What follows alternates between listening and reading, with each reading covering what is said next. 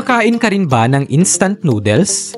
Sa panahon ngayon, halos lahat na yata ay may instant noodles sa kanilang mga kusina at may tuturing ng isang pagkaing pangmasa. Pero kung babalikan natin ang kasaysayan, ito ay dating itinuturing na luho o pagkaing pangmayaman. Ngunit paano nga ba ito nagsimula? At ano nga ba ang sikreto kung paano ito ginagawa? Yan ang ating aalamin sa videong ito.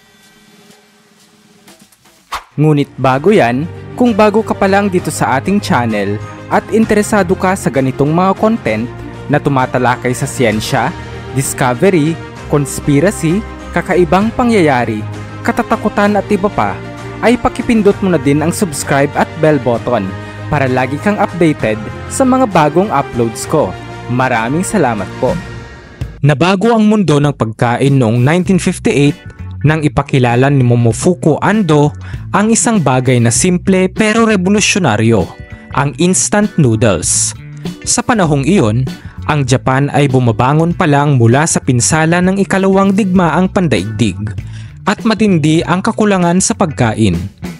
Kailangan ng mga tao ng madaling lutuin na pagkain na hindi nangangailangan ng maraming oras at sangkap.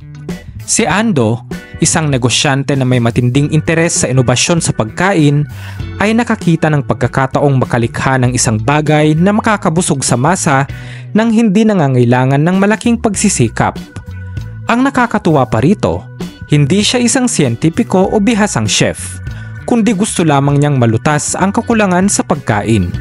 Siya ay naniwala na kapayapaan ay mararating kapag sapat ang pagkain para sa lahat.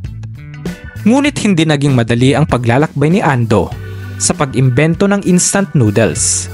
Nag-eksperimento siya ng walang sawa sa kanyang maliit na backyard shed, sinubukan kung paano makagawa ng noodles na madaling iimbak, mabilis lutuin, ngunit masarap pa rin. Pagkatapos ng maraming buwan ng pagsubok at pagkabigo, natuklasan niya ang sikreto. Tinawag niya ang kanyang likha na chicken ramen. Pero noong una, hindi ito agad naging popular. Sa katunayan, itunuturing pa nga itong isang luho, habang ngayon ay isa na ito sa pinakamurang pagkain. Noon, ang isang pack ng chicken ramen ay mas mahal pa kaysa sariwang udon o soba noodles sa isang restaurant. Bakit nga ba? Dahil sa komplikadong proseso ng produksyon at sa makabagong teknik na ginagamit, mas mahal ang paggawa nito kumpara sa tradisyonal na noodles. Kaya naman, tanging mga may kaya lamang ang nakakabili noon dito. Pero kahit mahal, unti-unting sumikat ang chicken ramen, lalo na sa mga abalang profesional at mayayamang pamilya na gustong mabilis ang proseso ng paghahanda ng pagkain. Paano nga ba ginagawa ang instant noodles sa pabrika ngayon? Nagsisimula ang lahat sa harina ng trigo o wheat flour, ang primary ingredient para makagawa ng noodles. Pero hindi sapat ang harina lang para makagawa ng masarap at chewy na noodles. Sa malalaking industrial mixers, ang harina ay hinahalo sa tubig, asin at minsan ay alkaline ingredients tulad ng kansoy na nagbibigay ng chewy texture at bahagyang dilaw na kulay sa noodles. Pagkatapos mahalo ng maayos, pinapahinga ang dough upang mag-develop ang gluten na nagbibigay ng tamang istruktura sa noodles. Inirerolyo ito sa malalaking sheets gamit ang higanting rollers hanggang sa makuha ang tamang kapal.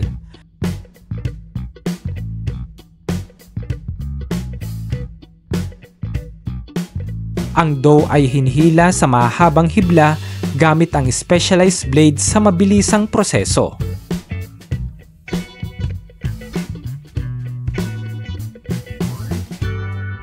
Kapag handa na ang noodles, kinakailangan itong lutuin ng bahagya sa pamamagitan ng steaming upang maging malambot pero may tamang tigas pa rin. Pagkatapos ng steaming, binibigyan ito ng klasikong wavy shape na nagpapadali sa pagbalot at nagbibigay ng pantay na lutong kapag nilalagyan na ng mainit na tubig. Matapos itong ma-steam, ay kinakailangan namang matanggal ang moisture content nito. Ang susunod na mahalagang hakbang ay ang pag-aalis ng tubig upang maging instant noodles. Dalawang pangunahing paraan ang karaniwang ginagamit. Una dyan ay ang deep frying method. Ang noodles ay niluluto sa mainit na mantika sa temperaturang 140 to 150 degrees Celsius upang mapabilis na matanggal ang tubig at maging magaan, crispy at madaling iimbak. Pangalawa naman ay ang air drying method. Ang noodles ay pinapatuyo gamit ang mainit na hangin sa loob ng ilang oras na nagbibigay ng ibang texture at upang mawala ang moisture content nito.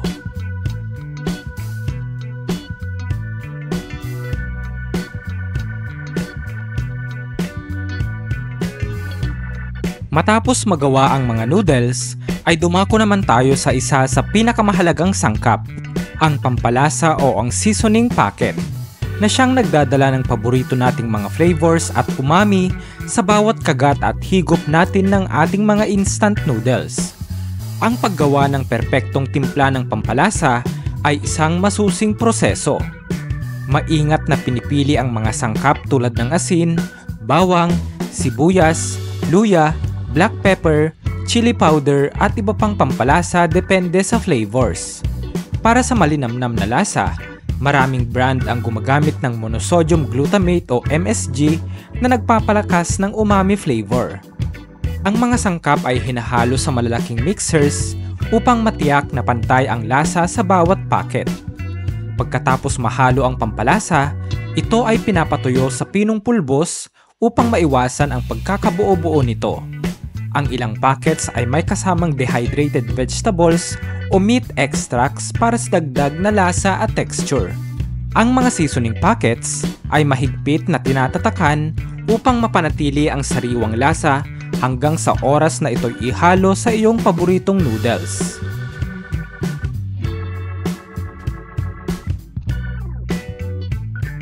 Ang sikreto upang mapanatili ang kalidad ng isang instant noodles ay dahil sa packaging nito.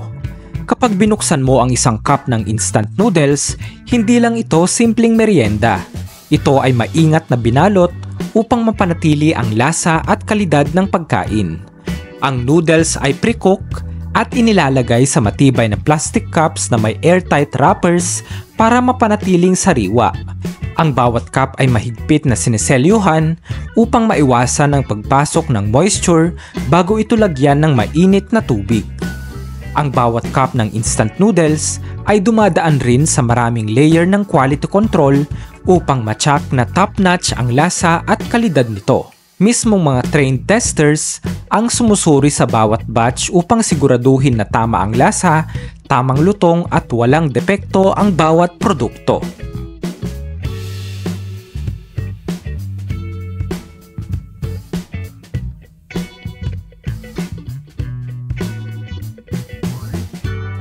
Mula sa simpleng pangarap ni Momofuku Ando na gawing mas madali ang pagkain sa panahon ng kagipitan, ang instant noodles ay naging bahagi na ng pang-araw-araw na buhay ng milyon-milyong tao sa buong mundo, lalo na dito sa Pilipinas. Mula sa komplikadong proseso ng produksyon hanggang sa masusing kontrol sa kalidad, bawat instant noodles ay isang patunay ng inobasyon at dedikasyon sa pagbibigay ng masarap, mabilis at abot-kayang pagkain sa sangkatauhan. Ikaw kaibigan, ano ang paborito mong flavor ng noodles?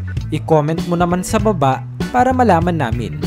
Muli, this is Bright Owl PH and see you on my next video. Peace out.